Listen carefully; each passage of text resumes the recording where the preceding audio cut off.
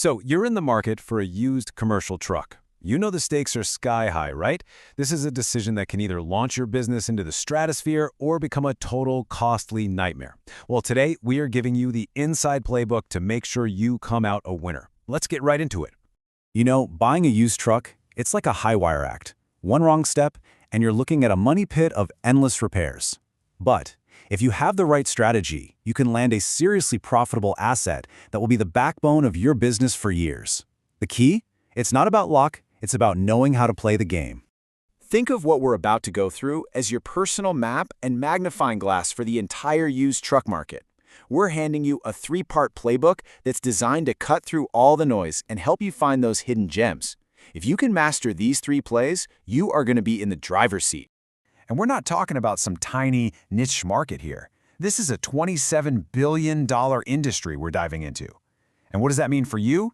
It means more trucks, more sellers, and way more opportunities. But only for those who know what they're looking for.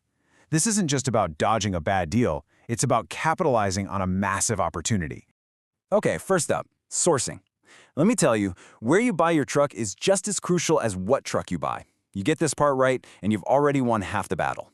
I mean, think about it. You wouldn't buy a Rolex from some guy in a back alley, would you? The exact same logic applies here.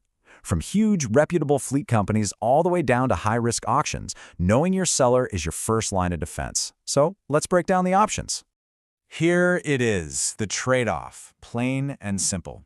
On one end of the spectrum, you've got direct fleet sales. Super high reliability, but yeah, you're going to pay a bit more for it.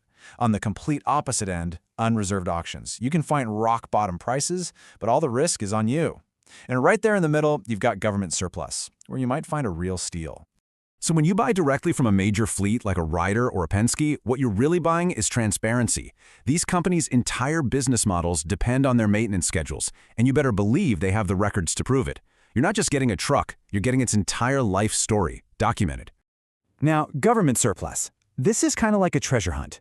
A lot of these trucks are retired for bureaucratic reasons. You know, like they've hit a certain age, not because they're actually worn out. It's not uncommon to find a low-mileage beast that's just been sitting on a military base, ready for a second chance at life. Auctions, man, they're a high-stakes poker game. The potential for a huge win is absolutely there, but you can also lose your shirt in a hurry. The key is to minimize your risk. So look for auctions that offer third-party inspection reports. It's like having an ace up your sleeve before the bidding even starts. Okay, so you've nailed down where to look.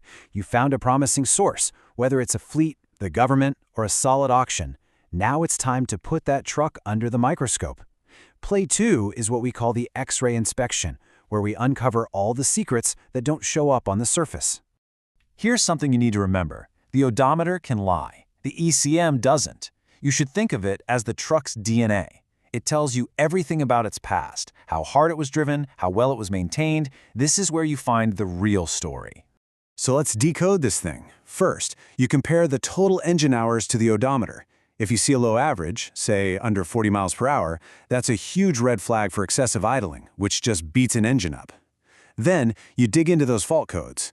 If you see the same issue popping up over and over again with the DPF or SCR aftertreatment system, run, don't walk. That is a repair bill you do not want.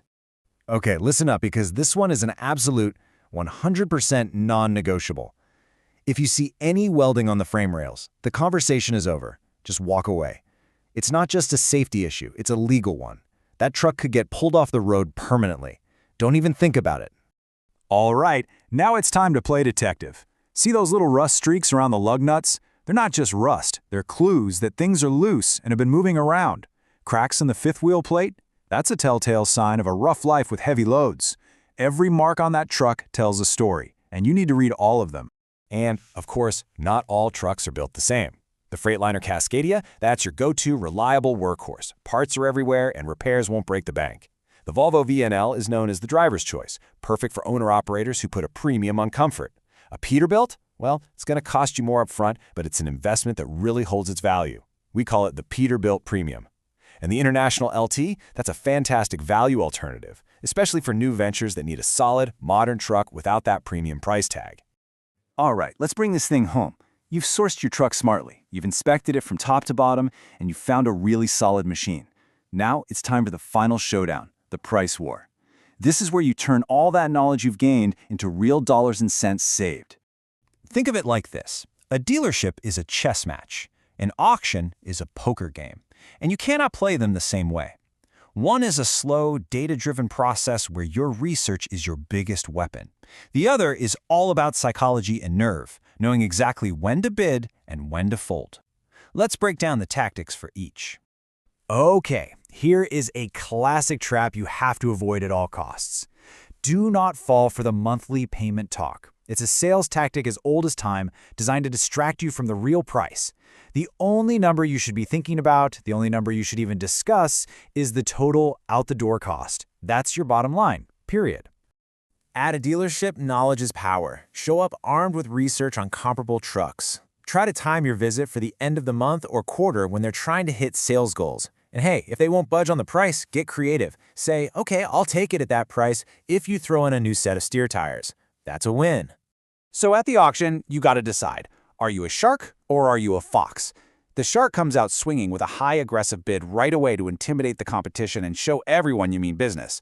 The fox, on the other hand, lays in wait, pouncing at the very last second with a sniper bid to leave no time for anyone else to react. Both strategies can work, but you have to pick your style. And here's a little pro tip for you. A secret weapon for those online auctions. A lot of them use automated bidding systems that work in nice round numbers. So instead of bidding, say, $25,000, bid $25,050. Seriously, that tiny difference can be the margin of victory against someone whose maximum bid was set at that even number. So, there you have it. That's the playbook. It all starts with smart sourcing to find the right pool of trucks. Then you follow that with a meticulous X-ray inspection to know exactly what you're buying. And finally, you seal the deal with a strategic negotiation to get the right price. These 3 plays, that's your blueprint for success. Look, the big takeaway here is that the used truck market isn't about luck.